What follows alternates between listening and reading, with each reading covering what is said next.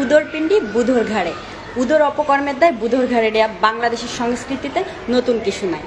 বর্তমান সময়ে আমাদের উদোটাকে জানেন? ইলিয়াস হোসেন, যে কিনা 21 টিভির একজন 13,000 টাকা দামের সাংবাদিক ছিলেন, এখন দেশদ্রোহী মামলায় দেশ পলাতক হয়ে আছেন। এই ইলিয়াস হোসেন জামাতি অর্থায়নে এশিয়ান ইউনিভার্সিটিতে পড়াশোনা করেছেন এবং 21 চোখ অনুষ্ঠানের উপস্থাপনা এবং সঞ্চালনা করতেন। যখন 21 টিভিতে সিও হিসেবে নিয়োগ পেলেন আব্দুল সালাম, তখন হচ্ছে এই ইলিয়াস হোসেনের কপাল খুলে গেল। সে তখন কি করলো? 21 চোখ অনুষ্ঠানকে নিজের দখলে নেওয়ার জন্য আব্দুল সালামের বেডরুমে নিজের স্ত্রীকে পাঠালেন। মাত্র 19 দিনের বিবাহিত স্ত্রীকে পাঠাতেও তিনি দ্বিধাবোধ করেন নাই। লজ্জায়, ঘৃণায়, অপমানে তার স্ত্রী স্লিপিং পিল খেয়ে আত্মহত্যা করার চেষ্টা করে এবং এই ইলিয়াস হোসেনের সহকর্মীরাই তার স্ত্রীকে উদ্ধার করে তারপর হাসপাতালে নিয়ে এই যাত্রায় তিনি রক্ষা পেয়ে যান। তাহলে বুঝুন কত বড় ঠকবাজ, ক্ষমতা লোভী লোক ছিলেন এই ইলিয়াস হোসেন, যে কিনা এখন বিবেকের পসরা সাজিয়ে বসে আছেন। এই ইলিয়াস হোসেনের গল্প যদি বলতে শুরু করি শেষ করা যাবে না, তার ফিরিস্তির কোনো শেষ নেই। আর একটা ফিরিস্তি আপনাদেরকে শোনাই। সে চাঁদাবাজি করার জন্য ক্রাইম রিপোর্টার হিসেবে সে চাঁদাবাজি করতেও ভুল করে নাই, চাঁদাবাজি পর্যন্ত করেছে। চাঁদাবাজিটা কীভাবে করেছে? এক প্রবাসী স্ত্রীর সেক্সুয়াল ভিডিও 21 টিভিতে প্রচার করে। স্বামীর কাছ থেকে টাকা খেয়ে স্ত্রীর পার্সোনাল ভিডিও প্রকাশ করেন এই 21 টিভিতে ইলিয়াস হোসেন। তাহলে আপনারাই বলুন, কারো পার্সোনাল ভিডিও টিভি চ্যানেলে প্রকাশ করা কতটা যুক্তিসঙ্গত? টিভি চ্যানেলগুলো কি পর্ন সাইট, পর্ন ইন্ডাস্ট্রিজ? যখন এই ভিকটিম মহিলা আব্দুল সালাম এবং ইলিয়াস হোসেনের নামে পর্নোগ্রাফি আইনে মামলা করলো এবং এই দুইজনেই জেলে যান, তখন জেল থেকে জামিনে বের হয়ে নতুন নাটক সাজালেন। কি নাটক সাজালেন? আমি নির্যাতিত সাংবাদিক। নির্যাতিত সাংবাদিক সেজে তখন তিনি এই দেশ থেকেই পালালেন। দেশ থেকে পালিয়ে যে আমেরিকাতে অবস্থান করছেন এবং আওয়ামী লীগের লোকজনের কাছে সে তখন ফেরেস্তা সাজেন। নিজের অপকর্মকে ঢেকে আওয়ামী লীগারদের কাছে ফেরেস্তা বনে যান। বুঝে দেখুন এই ইলিয়াস হোসেনের কর্মকাণ্ড কতটা নিচু মানসিকতার, কতটা ঠকবাজ, কতটা প্রতারক। এখন তিনি ইউটিউব চ্যানেল চাঙ্গা করেছেন।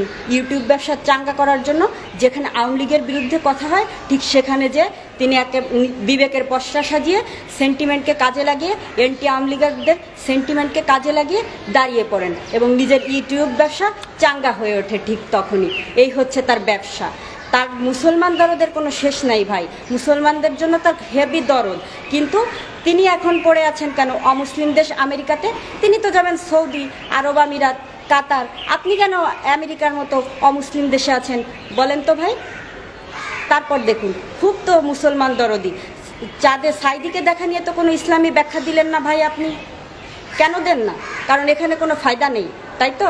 সারাদিন হচ্ছে জামাত ইসলাম আর বিএনপির তোষামোদি করা, পাকিস্তানের তোষামোদি করা আর ভারতকে গালাগালি করা, এই হচ্ছে আপনার প্রতিদিনকার রুটিন। এটা তো আমরা জেনেই গেছি, এটা তো আমরা প্রতিদিনকার দেখতেই পাই আপনার কার্যক্রম।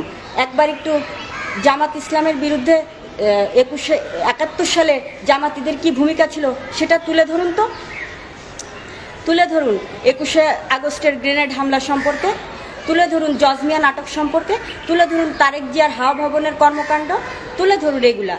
যদি সাহস থাকে এগুলো তুলে ধরুন। পারবেন না তো নিজের পেটে তো লাথি মারবেন না। যারা আপনাকে এখন মাথায় তুলে নাচতেছে, এইগুলো যদি তুলে ধরেন, তাদের ফিরিস্তি যদি তুলে ধরেন, তাহলে আপনার পেটেই লাথি মারবে। আপনার 14 গোষ্ঠীর শ্রাদ্ধ করবে, আপনার 14 গোষ্ঠীর 40 আয়োজন করবে এই জামাতি সাগুরাই। এটা আপনিও খুব ভালো মতন জানেন। জামাত বিএনপির লাফালাফি দেখে নিজের মুই কি হনুরে ভাবা বাদ দেন, ঠিক আছে? নিজের পেটে তো লাথি মারবেন না। আপনার বাপদাদারা ছিল জামাতি রাজাকার, আপনিও হচ্ছে সেই পথেই হাঁটছেন, একজন নব্য রাজাকার। আপনারা তো, আপনার বাপদাদারাও কোনোদিন এই দেশ ছেড়ে যায়নি। 71 সালে বেইমানি করছে দেশের সাথে, রাজাকারদের সাথে হাত মিলিয়ে ধর্ষণ, লুট, হত্যা এগুলো করেছে। কিন্তু দেশ স্বাধীন হওয়ার পরে তো পাকিস্তানে যায়নি, পাকিস্তানরা সব বেইমানদেরকে জায়গা দেয়নি। এখন আপনারাও যাবেন না। আপনারা না যে এই দেশেই থাকবেন, এই দেশের মানুষের সাথে বেইমানি করবেন এবং এই দেশের সম্পর্কে যত ধরনের অপপ্রচার করা যায়, ষড়যন্ত্র করা যায়, সেইগুলোই করবেন।